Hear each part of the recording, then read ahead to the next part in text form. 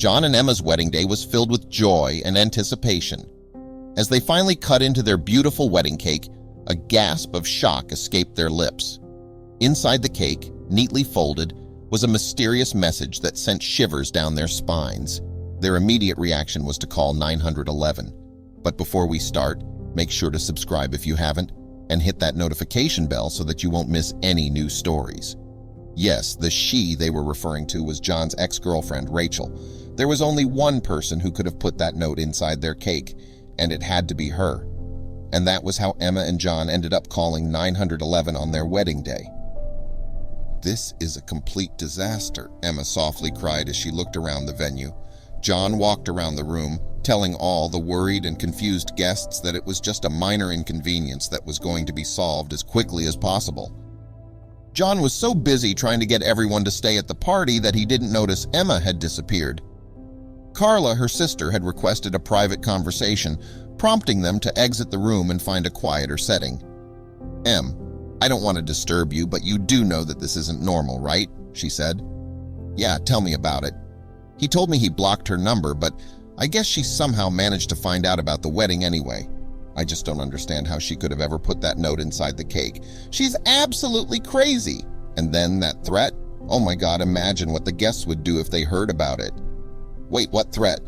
Carla asked, interrupting her sister's rambling. "In the note, she threatened him and me, and well, everyone who was even present at the wedding. That's why we called 911. I told you she is crazy. But don't worry, everything will be fine," Emma whispered, not wanting anybody else to hear about this. And Emma just told her that he had blocked her number. She realized that he might be lying, and she wanted to warn her sister. So, Carla returned to the party room, determined to find her sister once again, and this time she wouldn't let her go before telling her what she found out. She looked around the room, desperate to find Emma, when suddenly everything went black and people started screaming. "What is happening?" she thought to herself, and she quickly grabbed her phone. She turned on her flashlight and saw that others started doing the same. Somehow all the lights had gone off and it was pitch dark in the room. "What is going on, and where are Emma and John?" someone asked her. As she looked around the room, she realized that both the bride and groom had disappeared. "Please, stay here and try to keep everyone calm, and I'll go look for them." Carla ran to the door and pushed against it, but it wouldn't open. She pushed again as hard as she could, but the door wouldn't budge. Someone had locked them inside. She quickly tried calling Emma and John, but neither of them picked up their phone. The distant wail of sirens crescendoed into a clamorous urgency as flashing lights sliced through the pitch-black shroud enveloping the venue. Uniformed figures carrying the authority of law and order descended upon the scene. Carla, with phone still in hand, rushed towards the officers as they began to assess the situation. The officers listened intently, scribbling notes that seemed to quiver with the gravity of her revelations. One by one, the guests were corralled into a semblance of order, their anecdotes collected and collated. Each story seemed to diverge from the last, painting a picture not of clarity but of confounding confusion. What had happened to Emma and John? Where could they be? And what of Rachel? The room was a capsule of conjecture where glances held theories and sighs hinted at fears. As the officers worked methodically, the guests were left with the companionship of their doubts, their gazes flitting to the windows, the doors, and to each other, seeking answers in the quiet. Beyond the confines of the venue, the garden lay draped in a silvery sheen of moonlight.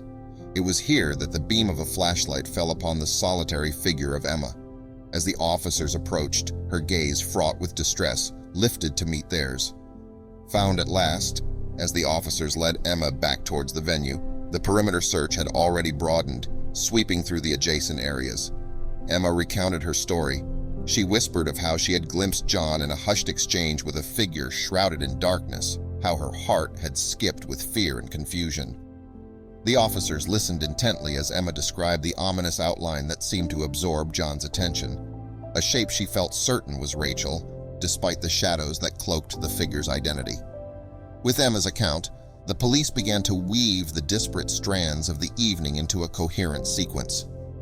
Each detail she provided was a thread, pulling them closer to the tapestry of truth. The officers cross-referenced her story with the testimonies of the guests and the ambiguous shadows captured on the surveillance footage. Databases flickered to life under the investigators' probing inquiries, as they dug into Rachel's history. Past incidents, a string of volatile relationships, and a pattern of obsessive behavior were pulled into the light, painting a concerning picture. The back exit became the new focus of the investigation.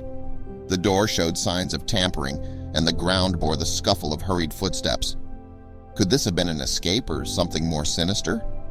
Officers canvassed the area, collecting evidence, the doorframe itself a witness to a hurried departure and perhaps to the panic that fueled it.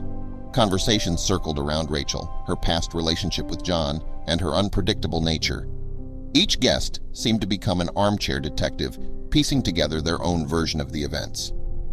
Away from the unfolding drama, in a quiet corner, Carla's fingers danced across her phone, a growing suspicion driving her to seek out John's call history. As she scrolled, a pattern emerged, one that contradicted John's earlier claim of severed ties.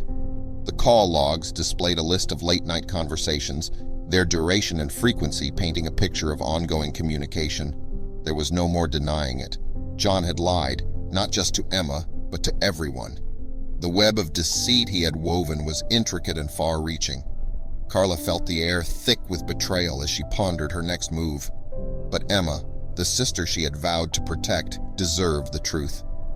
As the morning mist began to lift, a figure emerged on the road leading to the venue, disheveled and disoriented. John. He spun a tale of confusion and vague recollections, speaking of an argument with a figure in the dark, and then nothing until dawn. The police took no chances with John's sudden reappearance, quickly detaining him for questioning. His timeline did not match the security footage, and his description of the evening's events was vague and contradictory. With each question posed by the investigators, it became increasingly clear that John was holding back, his story fraying at the edges under scrutiny. Within the stark walls of an interrogation room, Emma and Carla sat across from John, the air thick with tension. Carla's revelation about the phone records had already shaken Emma, but nothing could have prepared her for the sight of John, her husband, looking like a stranger. Their demand for the truth was met with John's eyes darting away, his answers evasive. The emotional confrontation left them both with more questions than answers, their trust in him hanging by a thread. In the sterile quiet of the interrogation room, John began to unravel his version of the night's events. He spoke of a text, received just as the reception reached its peak, a plea from Rachel fraught with desperation, begging him to meet her outside. His voice wavered as he recounted stepping into the cool night, propelled by concern and a desire to end things once and for all. Meanwhile, the venue, still a hive of quiet activity, yielded its final secret. Rachel, John's specter from the past, was found by the investigative team in a supply closet, her presence there as much a mystery as her motives. As the closet door swung open, her eyes, wide with fear and confusion, met those of her finders. In the stark light of the police station, the officers scrolled through the messages on Rachel's phone, their eyes tracing the words that corroborated her tearful assertions. With each swipe of the screen, the evidence mounted, a digital paper trail validating Rachel's distraught claims. Back at the venue, the murmurs of the guests had swelled into a low hum of speculation. As fragments of the truth found their way through the grapevine, the room became a chamber of exchanged glances and nods of understanding. The pieces of the puzzle that had been John and Rachel's secret were coming together in the collective mind of the crowd, painting a picture that many wished remained incomplete. With nothing left to defend, John's voice broke the silence. "It's true," he uttered, the words barely above a whisper, yet they resonated like a shout through the room. Emma sat in a quiet corner of the station, the cacophony of the day's events fading into a hollow silence around her. The wedding ring on her finger felt like a shackle, its weight unbearable. With clarity wrought from betrayal, she made the unwavering decision to annul the marriage. As the truth rippled through the crowd, the wedding guests were left to navigate the aftermath of a day none would forget. John's admission set into motion a series of legal ramifications. The deception surrounding the emergency call to the police, the disturbance at the venue, and other potential charges loomed over him. With legal counsel at his side, he began to navigate the labyrinth of consequences that his actions had wrought. Yet, in the quiet aftermath, Emma began to sketch the outlines of a new beginning. She envisioned a life unfettered by deceit, where trust could be rebuilt and the future could be shaped on her own terms. The final pages of Emma's ordeal were not written in anger or despair, but in the calm acceptance of a lesson painfully learned. She stepped out into the world, the echoes of the past receding with each determined step. There was no grand exit, no dramatic departure, just a woman, once a bride, now a beacon of resilience moving forward. As the chapter closed on the events that had unfolded, Emma walked into the embrace of a new day, leaving the shadows behind, her eyes set firmly on the horizon.